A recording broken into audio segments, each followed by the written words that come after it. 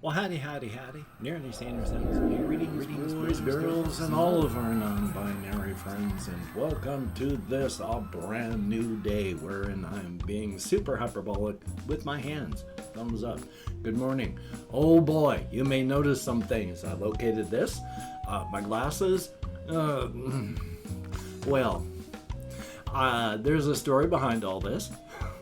Also, I'm really sorry. I'm really super slurring around my dentures. They barely fit anymore.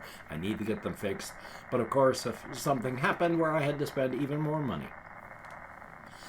Yesterday, of course, after vlogging, not of course, but yesterday after vlogging, a little bit after 9 o'clock, my housemates come up to talk to me. And that's fine. That's good. They do that. Knock on the door if it's shut. Knock on it if it's halfway open to let me know that they're there. And then we talk. I go out, or they'll be in the door, or, whatever. Well, as it turns out, the rental people came by and said in 48 hours on Wednesday we're coming by for a walkthrough because, rental people like to do walkthroughs. They'll walk through your house to make sure that you're treating it well.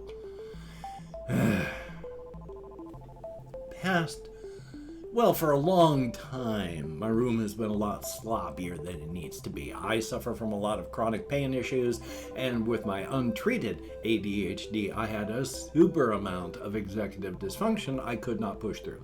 So there was hamster bedding all over the floor, spider webs growing because I don't like to kill the spiders, and so it was just kind of sloppy. I had stuff piled on everything everywhere. I tried to keep it clean as I could within certain limitations. It wasn't like vile or anything like that. It was just sloppy. I've been sloppy my whole life. So that's the way it was. But then they're coming through for a walkthrough. So goody. Most of the day yesterday, my housemates had been working on most of the rest of the house. Yesterday, I started working in here. Just stuff that should have been done, but is now. Now, I moved some junk out that I don't want to be here. I finally cleaned out and moved some of the abandoned hamster bins. They're not abandoned. It's just I don't have but one hamster right now, so no need to have hamster bins with old hamster bedding still in them. So I finally got a bunch of that stuff done. So I've got less room to pile things on anymore. I had to get a little table for over here. We have these little foldy tables that I bought like back when my wife was alive. And I still have a couple of them left now. So I have one of those little ones here. I used to have 2 hamster cages over here that I could pile things on. Now there's just the one.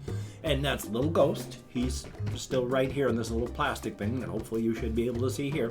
He's a good little guy. He was jumping around and being a sweetheart last night, and that's a good thing. He was even running around this morning, so he's alive, and that's a good thing. Thumbs up on that. He's just sleeping. But I vacuumed and moved stuff out and moved stuff back in, and so it's largely clean. I got rid of 99% of all the spider webs that were on the walls. 99% of them. The ones that I didn't get rid of were the ones that were, back on these ones, I went and got rid of most of the spider webs that I could without knocking things over. Because I didn't want to knock things over, and it was getting late, and I still needed to get the broad strokes done, get the minor details done later. So I got rid of 99% of all the spider webs. I left the spiders. I tried my best to move them when I had to work around them when I couldn't, and only a few times when they freaked out and ran and did some really dumb stuff did, their little lives on this planet came to an end. I don't like to end the lives of anything, but everything on this planet has a beginning, a middle, and an end, including us. And nature is red in tooth and claw. So I have seen so many spiders in here where I've gone, oh, that's a cool looking spider. And then a few moments later, watched it being sucked dry by another spider that caught it. So as brutal as it may be to kill a bug here and there, So I try not to, but I still do. But I still have a few spiders here and there where I left the webs, and that's fine. It's 99% gone. You know, they're going and working on it. I'm gonna do dusting and making sure the cobwebs don't pile up like they do in the future, so that's fine. But normally I am in bed sometime between 10 and 11 o'clock at night. 11:30 at night last night, and I'm finally putting some of the finishing touches in here. So it's a lot cleaner. I still gotta find places to put stuff. I got stuff stacked in the windowsill and on the hamster cage way against the wall and on this little table here.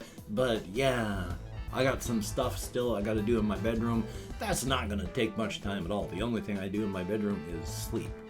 So it's just been as slow as things get knocked over or fall down or I drop something. Largely it's just I kind of ignore it. So it's gonna take maybe half hour, 45 minutes, maybe an hour at its worst, and my bedroom is going to be fine. Because, again, I only sleep in there. So, I keep the door open so that my little kitty cat can run around and do stuff, and she sleeps on the bed, and that's okay. So it's good. Thumbs up for that. Yay! So that's what I did all yesterday. I am still really tired. I'm sore. I slept as good as I could because I didn't go walkie, so I didn't stress my legs, so I was kind of worried because yesterday I didn't just have to deal with my legs cramping while I was in bed. Oh no, excuse me. No, yesterday, anytime my toes went downward any, like if I had to lift myself up a little, or if I was reaching for something with a foot, my calf started to cramp up. Both legs. So I was constantly having to stop because my calves were suddenly rock hard, and it's like, come on, let go, okay. And that was happening all the time, going downstairs, walking, anytime my toes pointed down, my calves started to cramp. Now, I've been taking potassium tablets a lot because one of the things that happens is but it's not one of the things that happens, trying to see if I could find the little container. I have mentioned before, I'll mention again, I take caffeine tablets on top of all my Ritalin medication. Yeah, Ritalin medication for ADHD. Caffeine, you're only supposed to take maximum 400 milligrams of caffeine daily. I take 400 milligrams before noon. I take about 8 capsules of these a day. So I get almost 2 grams, 2,000 milligrams of this stuff on the day when I really need it. I'm trying to remember why I was talking about that now. Remember when I said I went to bed late? I do not feel focused at all with my ADHD meds. I cannot remember stuff. I am tired. I am not refreshed. So I'm finding it difficult to focus, difficult to concentrate. It's harder to remember stuff. I cannot really think. So even though I'm taking my meds, I'm so tired, I can barely feel it. But trying to remember, yes, caffeine. I take a lot of caffeine. The thing about caffeine is, on top of it being a central nervous stimulant, and it is, except again, if you have ADHD, you can suck that stuff down like candy. It's like with the Ritalin med. For anyone who does not have ADHD, Ritalin is just a few molecules away from being a street med. And when I take it, it does not ramp up my central nervous system. It just works as a tool and I'm fine. Same thing with the caffeine. I don't get revved up when I'm taking caffeine. My brain just produces serotonin and dopamine and I feel better. So I take a lot of that. But the thing about it, it's not just a central nervous stimulant. It's not just an adenosine receptor blocker so that you don't feel tired. It's also a diuretic. A diuretic gets fluid out of your system. Now, I burned out the lymph nodes in my lower legs back, like 20 some odd and 30 some odd years ago. I used to get cellulitis at the drop of a hat. With my alcoholism, my immune system bottomed out. And then after I quit drinking, my immune system was still bad because I was overweight, and then I hurt myself and I started taking methadone. Things started to change. I have not had to deal with cellulitis since. But you have in your body a system of lymph nodes and lymph. They're not veins, but they're like that. Your lymph system works for your immune system. You have a lot of immune system cells that work in your lymph nodes. They go out, grab stuff, kill it, drag it back in the lymph nodes, but your immune system keeps a lot of cells there. It also, it also works to redistribute fluid throughout your system. You tend to, as you live and work and walk around on this planet, your feet and your legs will swell because gravity is constantly pulling that fluid downward to your feet. Your lymph system, along with your veins and such, helps pull the fluid back up through your body. I've had cellulitis so much, it's burned out a large portion of the lymph system in my lower legs. So I have to wear support stockings to help keep the fluid up and out of my feet. And even at that, I should be taking diuretics. Prescription level. But I don't. So I take a lot of caffeine. And that's a diuretic. So it's pulling the fluid out of my body, which helps keep the fluid out of my legs and feet. Problem is, normal diuretics, like caffeine, pull potassium out of your system to a huge degree. So I'm probably even taking like 16% of the US recommended daily allowance of potassium every time I take a caffeine tablet. Probably is not keeping my potassium anywhere near the level it should be. Life is life, though. So I'm dealing with that, and that's joyous. Now, the blister on my toe seems to have healed up, and it's not getting worse or coming back a third time, but that's because I have to wear orthotic devices in my shoes. And over time, that orthotic device in my right shoe excuse me, coupled with just the wearing down of the soles on my shoes because I've been walking so much, it's been pushing the orthotic device again. I have flat feet, so against the side of the shoe, and it's been tearing apart that side of the shoe. So my front feet, the front part of my feet, not my front feet, moved a lot. And so the friction and the pressure and all that caused blisters. What I did is making me look more like a homeless person. And I mentioned this the other day because I was not sure if this would work, but I duct taped the front half of my shoe because I don't have a shoe to replace it yet. And that's worked. With less room for the front part of my foot to move around, the toe is fine. Things are great again, so thumbs up for that. I have been talking with someone online. I just need to hurry up and put shoes onto an Amazon wish list, and I should get some new shoes moderately soon. I just need to do that. So thumbs up on that. And then, of course, I've mentioned how on Ritalin, I normally I hold my tension like most people in my shoulders and neck, and I pull everything up like this, and I gotta work constantly to relax and let go. With Ritalin, that's really apparent. I do this a lot. The other day, like 2 days ago, I fell asleep in here, and your head is heavy. And when your head is heavy and it hangs, it strains the muscles on your neck. Oh my God. For the last 2 days, and right now, the muscles of my neck are killing me. Oh my God, I strained them and pulled them hard with the combo of falling asleep and pulling with my heavy head.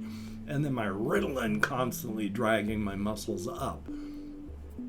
You have to bring your shoulders down, but at the same time, straining to keep your shoulders down is just as bad as straining and keeping your shoulders up. You want to be in a neutral position, not pulled up, not pulled down. I just have to remember to pull them down and then let go. try to relax at that point so that they don't pull up, but pulling them back down again. And I've opened up 24 hours worth of comments in my community tab, and I'm going to go through and thank 20 to 25 people for having left me a comment. I am not reading the comments at this time. I'm reading them afterward, thumbs upping each one I do, answering as many as my executive dysfunction will allow, and I'm getting a lot better at that, so thumbs up.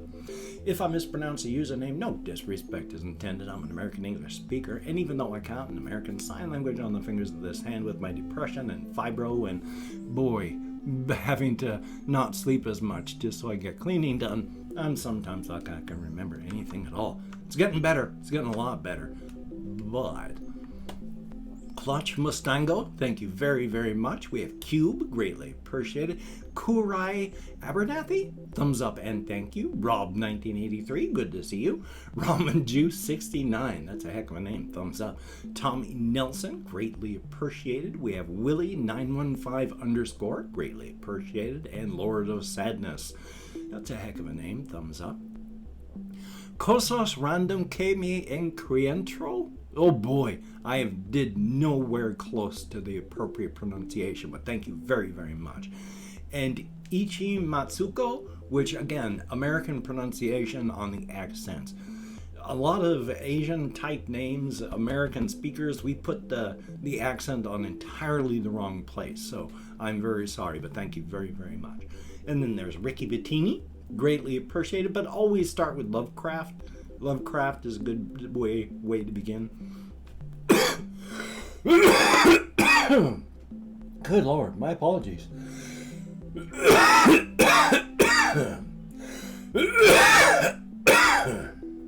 Help! And then there is Gray Man, thumbs up and thank you. Consuelo Patagonia, thumbs up and thank you. Dasarath, greatly appreciated. Tommy Nelson, thumbs up. Stephen S, thumbs up and thank you. DVR03, thumbs up, and I will be getting back with you on Twitter. I've just, boy, these past couple days, just no hope. Sayu, and then some kind of language symbol. I'm not quite sure which one that is, but thank you very, very much. Colin Reisner, greatly appreciated. Ice Damon, thumbs up. Good Lord. Thumbs up and thank you. And lol, with a good question, and I don't have an answer for that. But that is all we have. 21 people, greatly appreciated. Get me out of my head, into the world, dealing with real people. Thumbs up and thank you so very, very much, each and every one of you. If you could check out my various links down below, I have Twitter, Facebook, Patreon.com. If you could become a Patreon.com patron like one of these beautiful and awesome people, that would be beautiful and awesome. And if you'd like to help me out financially without sending money through the patronage, I have a PayPal link down below. And if you'd like to help me out without sending money at all, I have an Amazon wishlist link as well, where hopefully I will have things like Reptisan and cat food and hamster bedding and hamster food. If you could check that out, that would be awesome. Do not feel obligated. I do not feel entitled. And if you cannot donate, good Lord, or you simply do not donate, I take all good wishes and I deposit them in the bank of my heart, where I draw interest. So thank you very much. And if you could toss me a like, I appreciate all the positive validation I get from my existence. Definite thumbs up, and of course, if you could hit the notification bell on the subscription button, that would be very, very cool. I have no idea as why suddenly my voice box is maximum stressed out. Ugh, I don't like it though. Still though, even though this pandemic is still burning out of control in many parts of the world, I sometimes lamented that this thing has become endemic in the United States and will probably require vaccines and such for forever. But in places like Brazil and India, where it is raging out of control, oh, we have it easy here. So I'm not going to complain anymore. Oh, hokey smokes. But until it's safe, try not to go around large amounts of people. Wear a mask if you have to go out. Maintain your social distancing. Wash your hands. Try not to touch your face. Good Lord. And we can get through this. So, you take care. Have a great day today. I will see you on the flip side, and that is a definite thumbs up. Well, let's see, real quick. There was a bow. Does this have the bow on it?